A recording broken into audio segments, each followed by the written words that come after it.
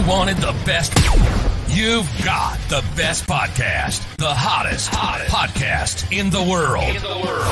The Chris Voss Show, the preeminent podcast with guests so smart you may experience serious brain bleed. The CEOs, authors, thought leaders, visionaries, and motivators. Get ready. Strap yourself in. Keep your hands, arms, and legs inside the vehicle at all times, because you're about to go on a monster education roller coaster with your brain. Now, here's your host, Chris Voss. Hi, folks. It's Voss here from the ChrisVossShow.com, the ChrisVossShow.com. Welcome to the big show, the big circus tent in the sky, the brilliant minds, the people who enlighten you, make you smarter. And when you're smartier, what's smartier? What the hell's going on there? When you're smartier, that's my poetic license. I do what I want. I didn't graduate high school. No, I did. So when you're smartier, you're sexier, which is the important point about the show. In fact, we were going to name the show Be Smarter and Be Sexier, or More Hot in Bed, but Apple didn't like it. No, I'm just kidding. We didn't do any of that. But it sounded cool, which is all the more reason, as always with the plugs, you should further show to your family, friends, and relatives. I got the most endearing thing here, and I wanted to celebrate it for a second, if I could, because I'm self-indulgent and narcissistic in that way. Don't we all know that at this point after 14 years?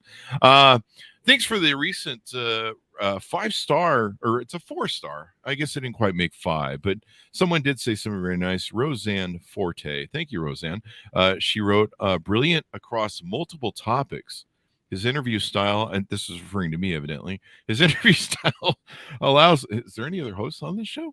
His interview style allows for great conversations across multiple disciplines. Wow, man.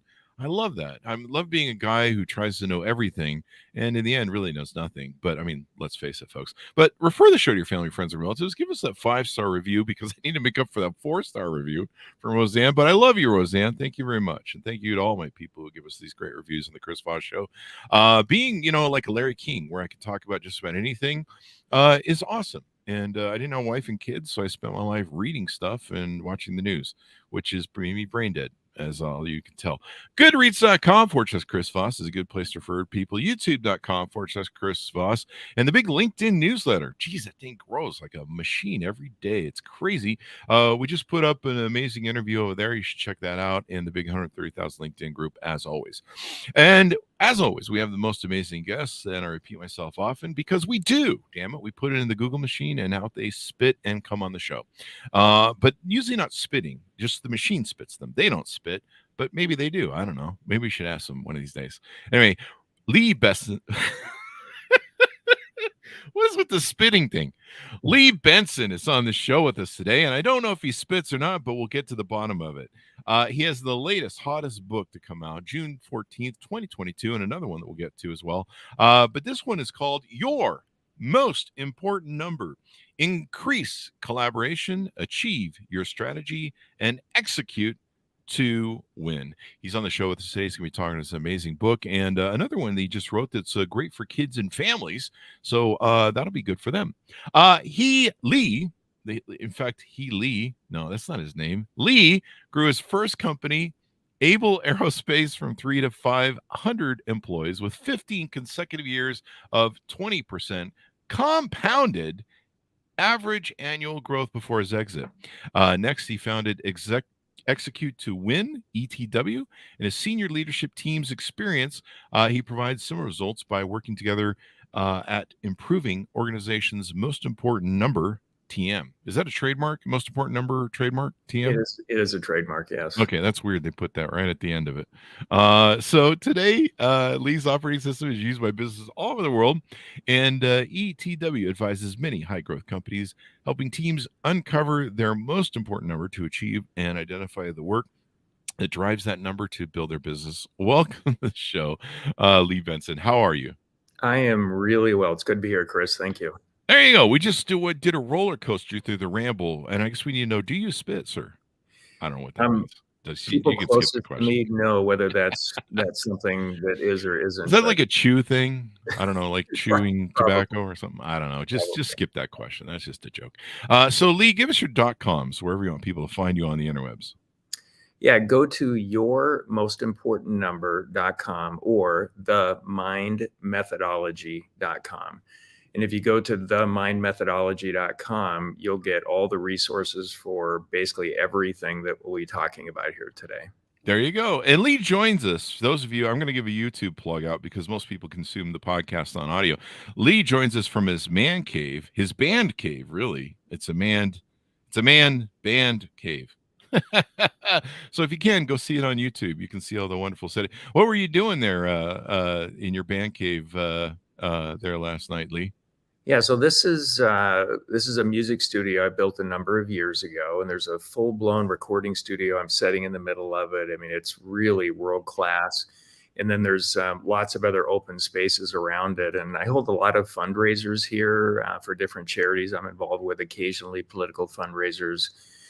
We can have as many as 200 people here, and it works out really well. So I call it my mini man cave, but it's probably a little bit larger than that. And every week I have, groups of folks come over and we play music. Last night had a group of guys came over and we played classic rock songs for about 3 hours last night. It was a lot of fun. That's awesome, man. And as I joke with Lee before the show, you're clearly single. So there you go. He's got the band cave. No wife's gonna let that guy get 50 guys come over for 3 hours and play music. She's gonna be like, get that noise down, get your buddies out of here. I'm just kidding. I'm doing wife jokes. Anyway, Lee, so tell us what motivated you to write this book and give us some of your origin story, because you have a really cool origin story as well. Yeah, I've actually started 7 businesses, and I don't count it as one of them, but my first probably business was a band. And I graduated high school in 1980. I was the kid that got kicked out of the house at the beginning of my senior year in high school. Came from a low-income family, but it was a non-event because I was working full-time as a cook. My rock band was already starting to gig and make money. And some of the years in the 80s, we played over 300 nights. It was incredible. Wow. I mean, the crowd could be just the cook and the bartender because nobody showed up, or it could be thousands and thousands. But we had a sound crew, light crew, had a manager. I mean, there's a lot of things going there in it. And then, fast forward mid 90s, I was running this small electroplating shop, and we really only had one client. They were 90% of our business, and they cut us off overnight. That's a really interesting story in decision making, but they cut us off overnight. Went from 25 down to 3. So myself and 2 guys left standing with me. And my boss at the time said, close or to sell it, I'm done. Wow. And he said, you have 30 days. Well, I went everywhere, lots of interest and encouragement, but nobody willing to step up and buy us. So I went back to my boss and I said, look, let me assume the $200,000 in creditor debt. I'll put my house up as collateral. And if I turn it around, I want to go this different direction that you don't believe in. I'll pay you the additional $400,000 in paper debt we haven't been able to pay you. And he did it. Wow. And so great. So we started marching down this road. The first full year, we did 360,000 in sales with a brand new product and all of that. I mean, talk about the importance of proving product market fit as evidenced by people paying you, because without that, we would have died the first year as a company. Yeah. And then we just steadily grew from there. And that first year, we couldn't afford to pay the other 2 guys. And I didn't take any pay. And I remember it was hilarious. I said, I've got this great idea. You guys are going to love it. We're going to go this direction. One of them said, yeah, sign me up. This is fantastic. I don't need to get paid this year. And the other one said, it'll never work. We don't have money. We don't have customers. We don't have any equipment, but sign me up anyway. I just want to see what's going to happen. Wow. So you fast forward to 2016 when I rolled up 3 companies into one and sold to Textron. One of them got a check for around $30 million, the other one around $20 million. It worked out well for them. And we did so well the second year that I went ahead and paid them back for everything they didn't get the first year, and they kept their equity. I mean, it was just such a fun ride. We had a lot of fun. In fact, I would say it was couple of weeks ago, we had a reunion of the senior leaders that were the biggest part of growing this to what we turned it into. And I even flew a couple of people in from Singapore. And the next day, my stomach was hurting from laughing so hard. And it hit me that the harder it got with our team, the harder we laughed. Wow. And I look at some companies when things aren't going well, startups or really at any stage, and you see finger pointing and other stuff going on. So you have the right team when everybody's performing, nobody's carrying anybody, and the harder it gets, the harder you laugh. That's a hell of a challenge. I mean, that's a hell of a challenge to go through, build the companies, and then when did you did the sale to the It biggest was part of it? Textron Mhm. Aerospace. So, Textron Aviation essentially is the company we sold to, but it was part of the bigger Textron conglomerate. There you go. There you go. Well, that's awesome, man. And you take a company that basically that no one wants and build it into something, which is quite extraordinary. And then you map that experience into your book, your most important number. So let's talk about that. You even got a great plug here from Jack Welch, the former CEO of General Electric, and a lot of people, believe he's a brilliant business mind. I believe that he was, for sure. He became a really good friend. It's an interesting story in how I met Jack. In 2008, I go to a leadership course that he's teaching, and he's facilitating everything, breakfast, way through dinner, and afterwards for 2.5 days. Wow. Limits it to 100 people in the room. All of us paid $10,000 to sit there, and most of them managing over $1 billion in business. And I'm just coming off a $10 million year. We were roughly $100 million a year in sales when I sold it. Mhm. And day one, he calls on each table to somebody from each table state your mission and supporting values, because that was really important to him and how he managed. Nobody at my table knew their stuff, and I'm sitting right up front. The podium's right there. Jack's right there. He looks at our table and picks us first. And Oh. so, okay, well, here's our mission, which is to safely reduce aircraft operating costs. We developed it to tell customers why they should do business with us and Mhm. tell every employee why they get a paycheck, because we have to do this every day or our jobs are in jeopardy. He goes, okay, that's great. What about your values? And I said, well, we threw values out about 9 years earlier and we changed to behaviors so there's no subjectivity in it. And we wanted to create the conditions where at any point in time, 50% or more of our team members are performing, leading, all of this better than the top 10% at our strongest, most admired competitors. And then I went through our behaviors, like high performing team members throughout Able Aerospace do what they say they will. They have a Mhm. personal commitment to the end result. And I'll remember these forever because we lived them.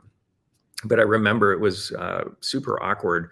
There's this uncomfortable silence that's going on for a long time after I finish. And then Jack says, that's perfect. I wouldn't change anything. And then Wow. I started going to all the other tables and I realized why he hesitated, because everything else sounded like a marketing slogan, nothing you could sink your teeth into. And Ah. I'd go to lunch on that first day and I didn't get selected to sit at the Jack table that's on a podium in the corner of this big room. And I take my first bite and he plops right down next to me and says, I've done this thousands of times. Nobody's ever gotten it right till you. How the hell did you do it? Wow. And I still remember I answered because I believe it today. I said, if we're trying to, increase the value we create, and we're applying math, common sense, logic, and facts, and not letting political BS and other things, cloud judgment, we're going to go down the same road, see the same insights, all of that. And yes, you were running something with 400,000 employees, and at the time I had something with 180 employees probably, and we became friends. And I went to a couple of additional ones over the next few years, and it was the same program. And he comes to me after the third one and goes, "Why do you keep coming back?" And I said, "Well, my questions get better because Ah. I listen, I go apply it, I learn so much, and I get deeper and deeper and deeper questions." And he goes, "Well, what do you want?" And I said, "Really, I'm here to learn, but I'd love for you to look at my operating methodology I'm using in my aerospace company." And he said, "Sure. So let's take a look at it today." Spent 15 minutes going through it, and he stepped back and said, "Whoa, that's pretty incredible. I wish I had something like this, at GE." Wow. He said, "Why don't you check in with me and how this is going sometime in the spring?" And this was around Thanksgiving. I said, "Sure." I wake up the next morning. There's an email from Jack. "Come down to Florida. Let's go through this." So whoop, I fly down to Florida. We spend 9.5 hours one day going through my operating methodology. And that's when he said, "This is the best business management system I'd ever seen." Holy crap. And had I had it at GE, the results would have been, quote, exponentially better. And I said, "You have to qualify that because you are manager and CEO of the century." And he said, "For everything you ever heard about GE and how they develop people and Crotonville and that whole feeder system going up, the best they could ever do is fully follow position and develop the top 5 to 600 leaders. That's Hmm. it." And he goes, "With something like this, assuming the data is good, I could personally do it with 2,000 leaders." Wow. And so it was we started a friendship, helped with some of the curriculum at the Jack Welch Management Institute. I wrote a course. Students and alumni came out to my aerospace company for a couple of days, and we went through all this stuff. And it's just been a heck of a journey. So, my motivation for writing this book, I learned so much, like what I could do in my aerospace company. I figured out that most CEOs won't do. They're not disciplined enough. They don't have the energy to do it. Wow. So that's fascinating. And so I set out on this journey. How do I come up with an operating methodology for any organization of any type or size that'll work for 80% of all teams? And that's what we've developed here. It's what I've developed in this MIND methodology, which stands for most important number in drivers. And so every company has one most important number that above all others says you're winning or losing the game, and it drives the majority of the right behaviors. So at the top in the for-profit world, it's typically whatever they call profit, could be net profit, EBITDA, et cetera, or cash flow if you're capital intensive. And then as the organization grows, and this could be an organization of any size, every team has a most important number that does those two things. And when improved, it accretes up and improves the next.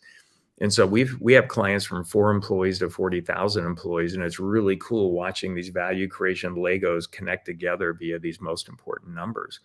And then the drivers for each team are just categories of work that each team should be really good at doing in order to achieve their most important number. And the most important number becomes the primary goal. Where are you at today? Where are you going?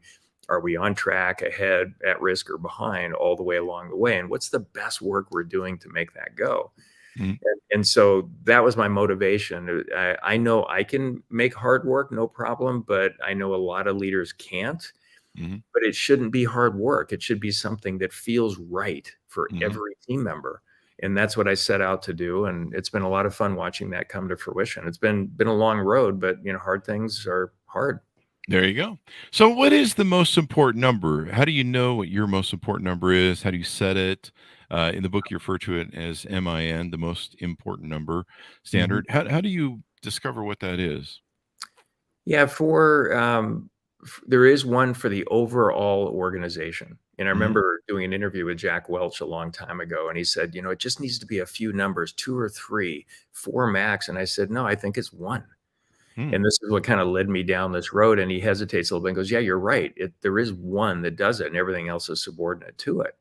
So I think the job of every top leader of an organization, let's just talk about the for-profit world for right now, is to continually increase the value of the organization.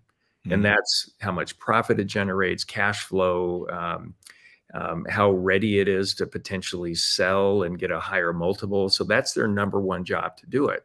So what is that one number? And every organization will be a little different. But as I said, it'll either typically be profit or cash flow for a going concern. If you're a startup, it might be a launch date for your product is most important. And then it switches to users, then eventually switches to revenue and then profit and value. But that's for the overarching organization. And then you look at the different functions within a company. In some small companies, they only have one team and everybody's doing everything, and they have contractors. But as you start to grow, you might have an HR team, you might have a supply chain team, you might have engineering, you might have marketing, sales, and all these other things. They go through the same process, and they ask the question, what's the one number that above all others, again, says we are winning or losing and drives the majority of the right behaviors? And so the team has that discussion. So a perfect example is HR. When we work with clients, really large or really small, everything in between, that have an HR department, we ask the question, and the first answer is almost always retention or engagement. So, okay, well, let's play that out, because we want something that says we're winning or losing and drives the majority of the right behaviors. So let's just play with retention. And I said, okay, assume you just hired me and you gave me the goal of retention. We want to keep as many of our people as we can. So 3 years out, I'm 98% retention. I did everything I could to keep everybody we had. Never mind that 50 to 60% of our team members can't do what we hired them to do. I kept them, so I won. So yes, here's a most important number. I think we should measure retention, but it didn't drive all the right behaviors, did it? Yeah, you kept the worst people, right? I but mean, not you, but in the example. I don't care. I got my retention goal. Yeah. And so I said, well, let's go with a different number. Let's make the most important number for HR the percentage of seats that are filled with capable people. So all these roles, you've defined outcome-based responsibilities for each one of them. You fill those with people, assuming we have the structure of the organization correct and allocation of resources, et cetera. Now, what percentage of all those people are delivering or over delivering on their outcome-based responsibilities? And if I have 100 employees and 80 are delivering or over delivering and 20 are falling below, I'm at 80%. Now I'm driving all the right behaviors. I'm recruiting better. I'm training better. I'm giving leaders the tools they need to develop their people faster, all of that.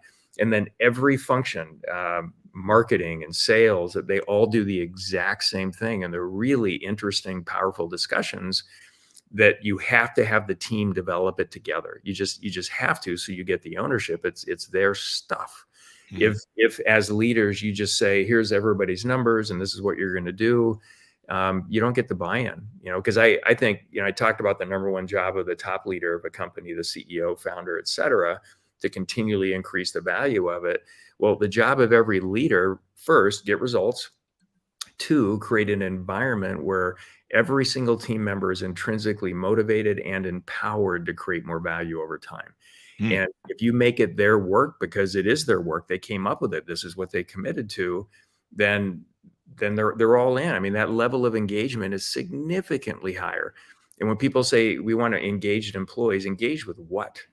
And I Mhm. would say engage with creating value for the organization, which in turn creates value for themselves. Not just we did a survey and everybody said they were engaged. That means nothing. Engaged in work, or you have a fiance? What is it? What's going on? Yeah. Yeah. You gotta see the connection to the bottom line, or at least, on some sort of result thing that comes down. How does this mind methodology that you use impact leadership development? The thing I probably love most about the mind methodology is how effective it is at developing leaders. Mm. I forget the number, but it's literally tens of billions of dollars spent annually on leadership development just in the United States alone. It's Yeah. a crazy number. And I would argue that 95% of it is a complete waste of time and money. A complete, I would. absolute waste. Because they think a one size is going to fit all. Now I know why Mhm. they structure programs that way, because it's easy to scale by program A, B, or C. You go for different price points, et cetera. But when you take a leader in the mind methodology and you look at their team, and here's their most important number, here are all of these additional measures that or key performance indicators that they're tracking that are subordinate to it to help them make better decisions to improve their most important number. Is it the right goal in terms of where we're at, where we're going? Okay, Mhm. yes. And then what's the best work they're doing to improve that number with their team? When I can see that, what they're talking about in meetings, the quality of the work that they're doing, I know exactly where to develop that leader next, in order to create more value faster. There you Exactly. go. It's like a surgical approach to leadership development. Does that resonate, Chris? It does. It does because, in my book, Beacons of Leadership, I talked about how, the leader sets the beacon that says, this is where we're going. This is how we're doing it. We're going to go there. Steve Jobs said, we're going to build the iPhone and it's going to revolutionize everything. It's going to have all the shit in it. And he told my friends like Andy Grignon and others to, you figure it out, the technical details, but this is the vision. And that's a lot of what the pitches to, Steve were about were, what is this vision, and that singular sort of vision and communicating that vision was everything. And so I like the idea of just having people go to a one singular goal, that one number, as you say, because it hyper focuses what the organization wants to do, and instead you're not just running around like crazy heads with 50,000 spreadsheets going, well, did we meet our goal at I don't know, inventory reduction or something, like Yeah. which Yeah, is good, but it's good I to follow, but shouldn't be the ultimate goal. I completely agree, and I run into so many leaders of companies that say it's incredible. Everybody's hitting their goals, but the company isn't going anywhere. Mhm. And so we're just checking boxes, and to kind of to your point, it just activity seems to be the goal Yeah, over anything else. activity seems to be the goal. And I love the way you're talking about the vision. There should be this North Star. Like as a company, that's where we're going. We can never get there, but we can keep getting closer and closer. But to make that happen, you start making it more granular. You've got all the functions within the right structure to create that value, and leaders over these functions. You're going to have to all do your part, and it all has to fit together to move in that direction. And that's where the most important number, the best work, and if one of them's falling down on one of their numbers, it could potentially hold the entire organization up. When you look at it, it's self-evident exactly where that leader needs to develop next to get back on track and keep accelerating that number. And sometimes you find out that leaders just aren't capable yet. And sometimes you have the time to wait and develop, and other times you might not have 30 years. I mean, some people are really, really behind the curve in positions that they never should have been put in the first place. Yeah, sometimes a lot of these leadership courses and stuff that I see, or where people are always going to leadership things, it almost becomes like what I call motivational porn, where I know people go to like Tony Robbins like all the time, but they never learn anything from him. Like you look at their lives, and you're like, you don't even espouse anything that Tony's taught you. Like you just keep going. And and they do like they'll do like every I've known people in the real estate business. Well, they're not in the real estate business, but they're real estate buyers, and they've been to like 8 freaking $20,000 a pop real estate courses, and yet when they go buy their real estate, they'll make all the wrong decisions that they were taught in the courses not to do. And you're like what is going on?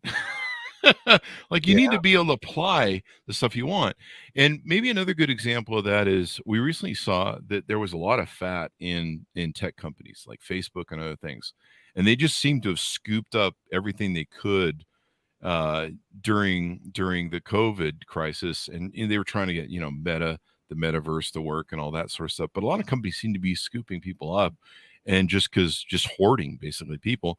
And now we've seen a lot of bloodletting that it really seems like in interviews with the people that were working there was just a lot of that going on. There was just a lot of wasted time, lots of wasted numbers, a lot of just people doing things to go through the motion. And I've seen it over the years since I grew up in the 80s, and the whole middle management, get rid of the bloated middle management stuff started. And you see a lot of that in middle management where there's just bloat, just people wasting time and numbers and just kind of filling in the blanks, as you say. Yeah, and the mind methodology doesn't really allow for that to happen unless you want to let it happen, because every team is designed to create the most value possible. And if it starts to get out of whack, the most important number drops, and you get more eyes on it to help you with that. And it's kind of this, I call it an organizational structure bottleneck game. Some leader, virtually every leader at some point in time will be holding back the company more than all the others when it comes to creating value. When that happens, you want help. And in the right way to go through it. And back to leadership development, and kind of to your point and what I was talking about earlier, I think we would do a lot better job if we just bought movie tickets for our leaders than send them to leadership development courses. They can see the movie they want. You won't waste all this time. It'll cost a whole lot less. And then the other thing you said about, I call them motivational nudges. You go see a Tony Robbins or whatever, and you can feel good and it's up and you want to be part of that community, but they're just motivational nudges. Yeah.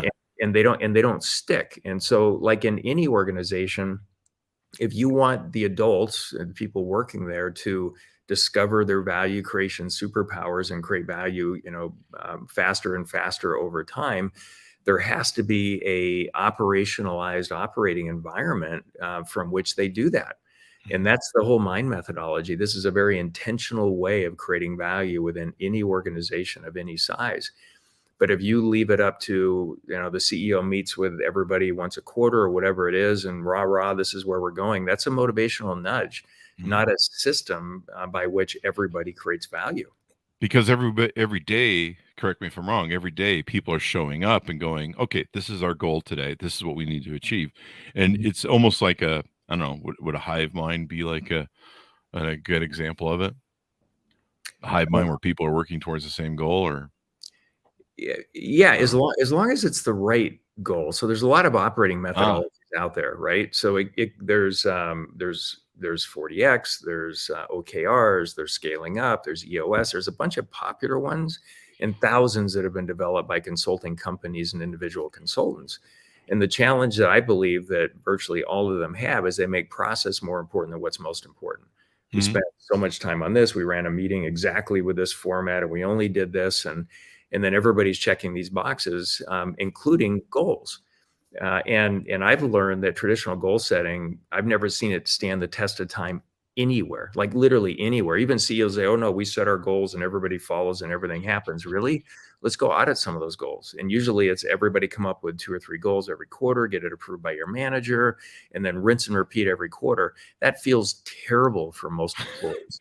You got And 40,000 people going 40,000 different ways and different goals. oh my gosh, it's like if we could just all be on one time across the country, how much time would we save in collective hours of not resetting clocks and everything else? It's like they just intentionally did that to their entire organization when they put this together. But Yeah. if you're on a team, here's the number that says we're winning the game, and it's driving all the right behaviors, and you're doing your best work to contribute to that. That feels really, really good. I mean, that's really the difference here.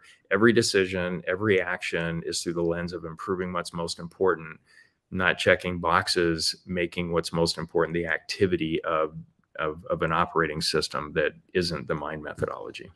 Would it be true that almost a lack of a leader, a CEO saying, here's our top goal, here's our number, here's what we're focusing on. The lack of that creates that sort of vacuum where people are just doing whatever to get by through the day because they're just like, I just cruise through the day and collect my paycheck. And, I mean, how much actual work really gets done? There's a lot of discussion about that nowadays because people are talking about the 4-day work week and how they're finding that it's actually just as productive as a 5-day work week. So is that kind of the result of all that? Yeah, whether it's happening from the top leader or not happening, where they're not setting a vision and saying this is the goal, or a leader of any team within any organization of any size, of course. And I always say, if you're not fully aligned at the top, then what are you cascading out to the front line of your organization? And the frontline team members typically in a lot of organizations create the most value or take the company backwards the most. And then I see a lot of top leaders in the organization. They're the CEO or founder, and we're going to do this, but it's not based in reality at all. They didn't back into anything. It's just what they would like to see happen, but they don't have the resources, they don't have the product market fit, and all of it. So there's a lot of mistakes everywhere being made, but there should be clearly a vision. There should be a really good plan, full alignment at the top. So when you cascade that through, we have a much better shot of connecting everything all the way up. And again, back to the mind methodology. Why did we do this? Well, we want to accelerate value creation. And when employees are accomplishing challenging things, it feels good. And that self-esteem is amazing, right? That permeates out into their families, into the communities and everything. I think it's just the right thing to do. And it creates this incredible environment. I remember after all the years of running the companies that I, rolled up and sold, north of 500 employees at the time we sold it. And never once did we have an EEOC claim stick. Never once did we even have one employee lawsuit ever. Wow. That's pretty spectacular. And we didn't have an HR department. Wow. Like there was literally no place you could go with a grievance other than your boss, and you could skip it all the way to me if you ever needed to. And usually the ridiculous ideas or grievances, it would just stop right away because they knew it was ridiculous. Wow. But the couple over the years that got to me, I'm so glad that it did. And every time I would do a metaphorical public hanging, for every single employee to see in the company and say, we don't stand for this behavior. We don't do this. And here's how we're dealing with it. And we never had issues. But what typically happens, we'll go to HR, make it really quiet. Nobody, get with them. What are your legal options? What are your legal, stop it. We're a bunch of adults here. Somebody behaved stupid. and we don't stand for it, and we're correcting for it. And in those cases, every single time, we help them get a job at our strongest competitor so they can go mess their company up. Oh, wow. That's some good shit right there. I like that. I never even thought of that. I mean, back in the day when we only did it with the really toxic employees, the bad employees, like you say, the ones that are performing badly. But I would do an open door firing of them in the sales room, and we would have them march through the room. We give them their box and march through the room out the front door, and we made it very public. Because we needed to. Sometimes their toxicity was, it's that infection where they start infecting other employees with their negativity and their bullshit. And we saw it sometimes. I remember one time we had 10 employees walk off our big telemarketing department that we have from our mortgage company, and they just got up and walked out and said, "Fuck this place," one night. And so I called my vice president. I go, "Dude, like 10 employees just walked the fuck out and said, 'Fuck this place.' What's going on in your department?" Because he oversaw the telemarketing. And it turns out we'd had one of those bad eggs, dude. I forgot there's a term we had. I heard from once, but they're basically they're just a bottomless empty pit of depression, hate, and self-loathing, and what they do is they get into everybody's head. They're a tuber, we used to call it in the car business. They tube everybody out, they bring them down. And so we would do those public firings to those people if we got a hold of them, because if they infected the rest of the organization, and usually they'd be telling all sorts of lies and crazy stuff. And so we do those public firings. Those are always good. I those are the only times I enjoyed firing people. But we do an open door one so the whole office could hear me yelling at people and shipping them down. Yeah. Right. I think that's right. So I believe in preserving dignity. Sometimes there's dirt bags that, like, okay, you just got to walk away. Yeah.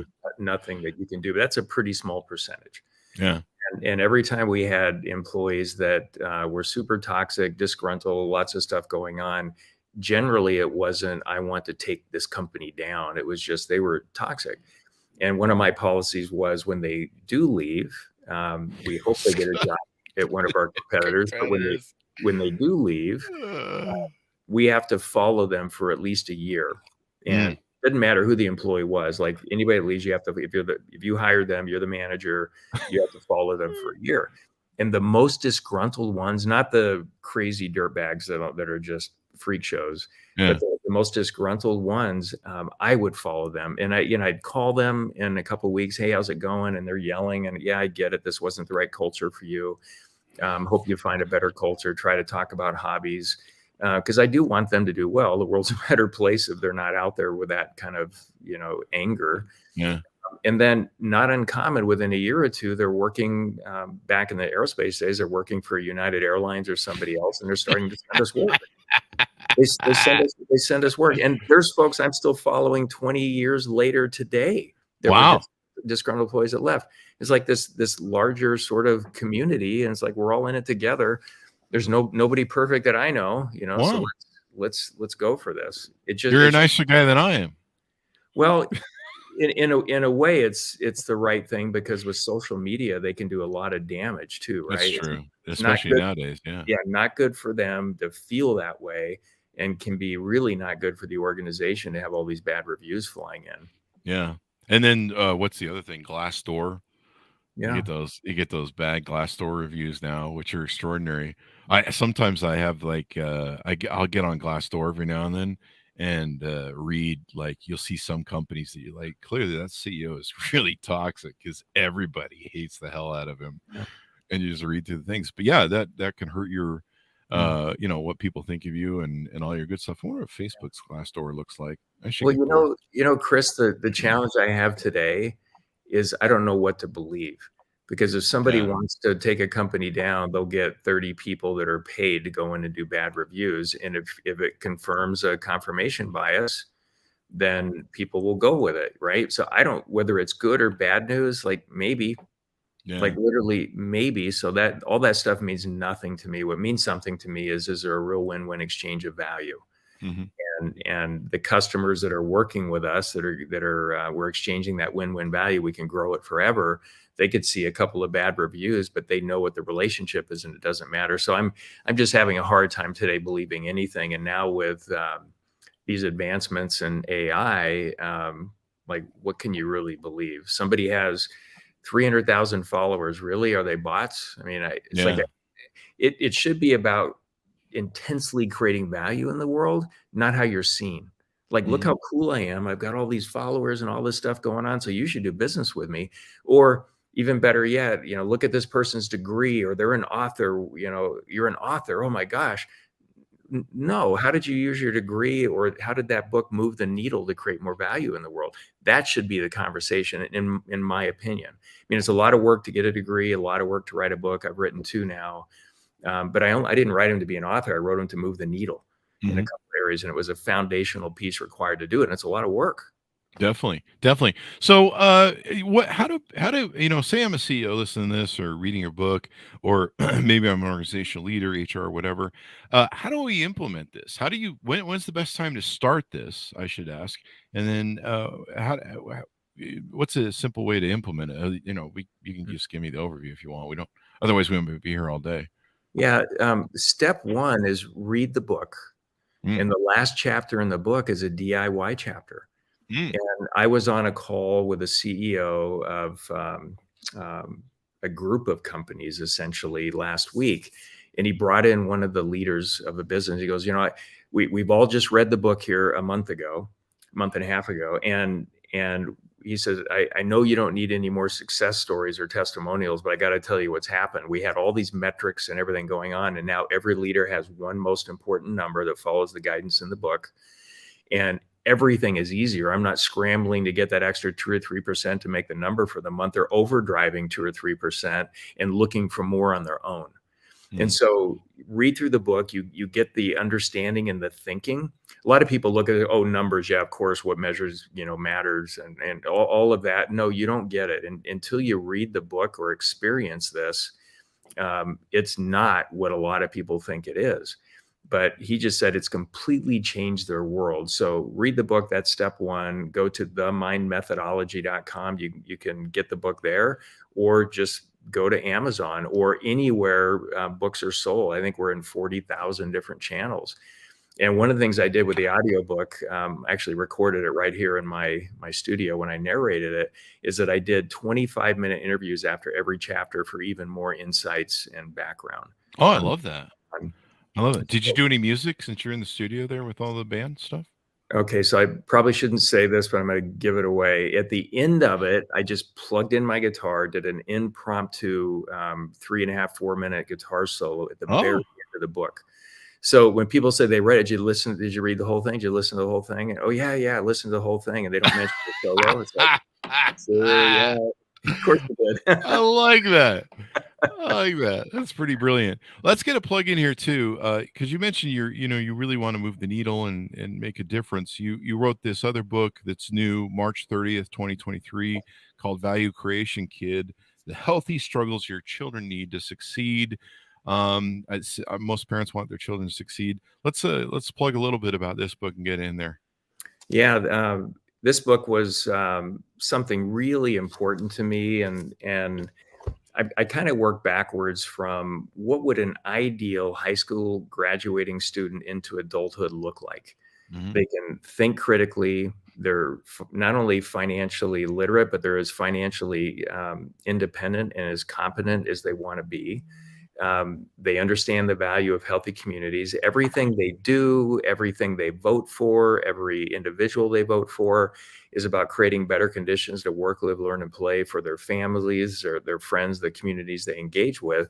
So how do we work backwards from there? And in the current K-12 education system, if we really cared about kids, we'd actually teach them life skills to, Yeah, to, we to would. allow them to actually launch. But instead, it's feeding what I consider one of the biggest crony capitalistic machines on the planet, which is higher education.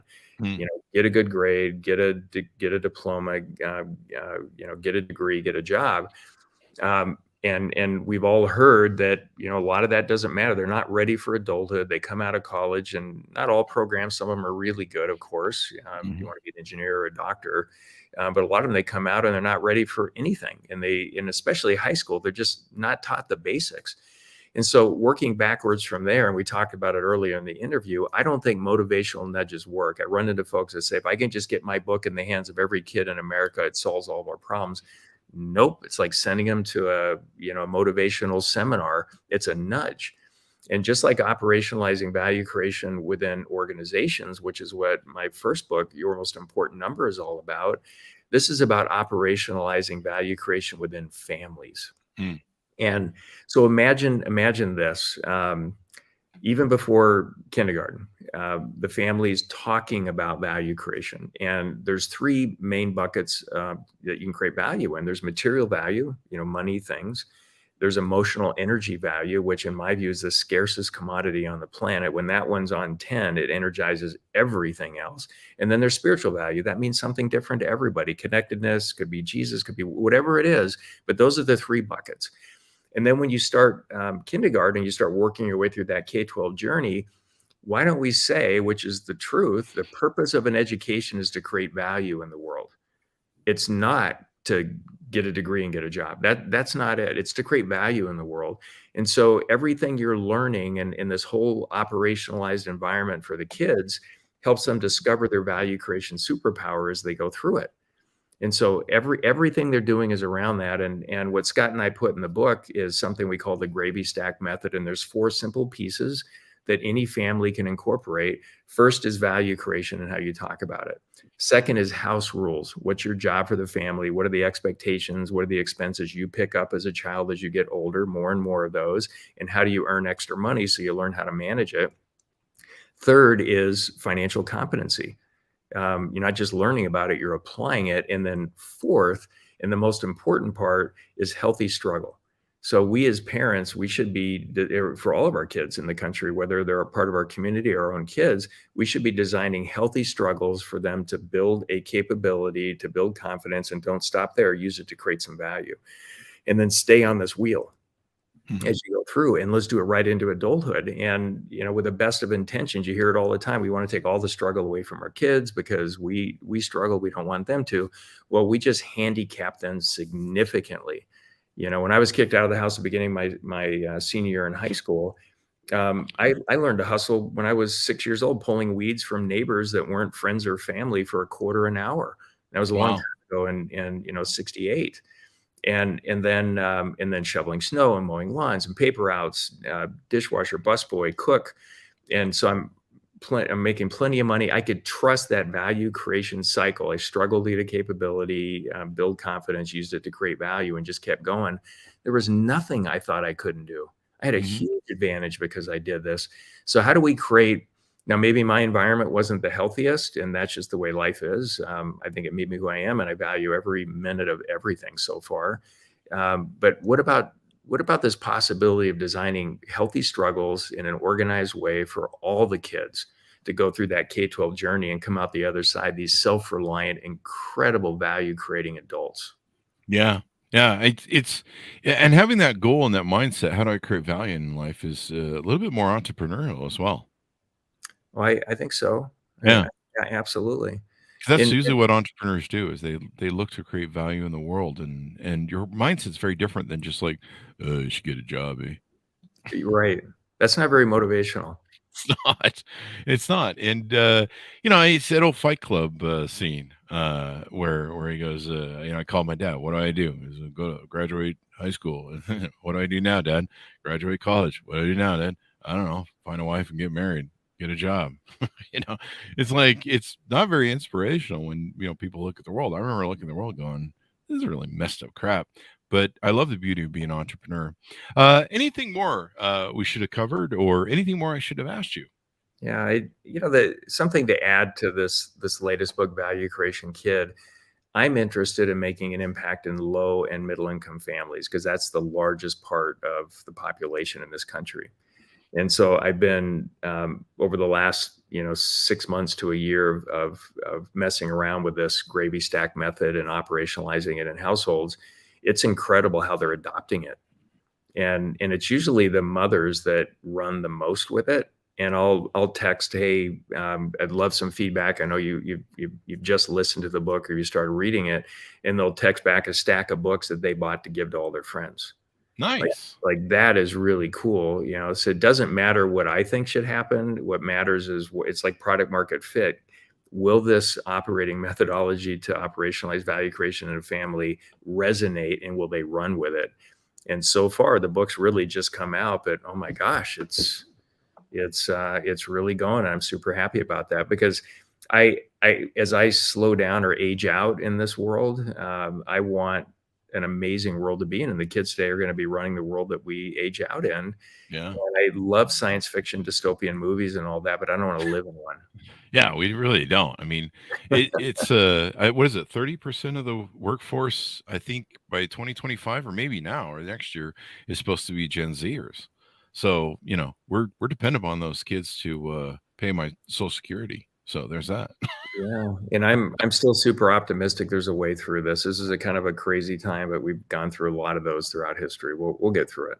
Yeah. Yeah, it'll be an interesting time. Well, this has been great discussion, Lee, to have with you on the show, and get your insight and stuff. Anything, you give us a .com so we can get those plugs in for you. Anything around the mind methodology, go to themindmethodology.com. And you can get free leadership content there. It can show you how to order the book. And the first step to understanding the mind methodology and implementing this way of creating value in your business is to read the book and look at the DIY chapter at the end. And then, of course, go to Amazon or anywhere books are sold and order a copy of Value Creation Kid, The Healthy Struggles Your Children Need to Succeed. And this is really the right book for virtually every family out there to take a look at. There you go. Anything to improve the world and the education system that's going on now. Well, thank you very much for coming on the show, Lee. We really appreciate it. All right. Thank you, Chris. There you go. Order up wherever fine books are sold, folks. Your most important number: increase collaboration, achieve your strategy, and execute to win. Available June 14th, 2023. And pick up the new book as well. As always, Value Creation Kid, The Healthy Struggles Your Children Need to Succeed. Anyway, thanks for tuning in. Be good to each other. Stay safe. And we'll see you guys next time.